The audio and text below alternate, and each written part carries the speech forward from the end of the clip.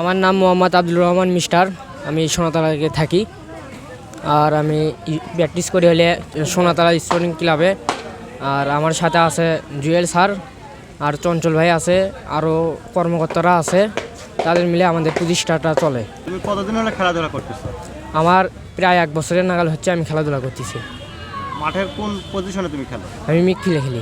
1 বছরের মধ্যে তোমার আসলে ভালো ম্যাচ বা তোমার সফলতা বলতে কোনো উল্লেখযোগ্য কোনো সফলতা বলতে হয়েছিল আমাদের ওইখানে জেলা খেলা, ওখানে আমি একটা গোল দিয়ে আমার ম্যান অফ দ্য ম্যাচ হয়েছিলাম।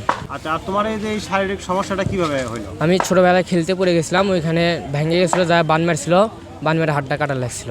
কত বছর বয়সে? এটা ছোটো 5-6 বছরে। আজকে খেলা ফলাফল ইনশাল্লাহ ভালোই হয়েছে।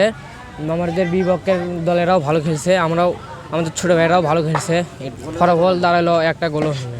অর্থাৎ আজকে বগুড়া সোনাতলা ফুটবল দল প্লাস বগুড়া শহীদ জিয়াউর রহমান ফুটবল একাডেমির মধ্যকার প্রীতি ম্যাচ গোল শূন্য ড্র।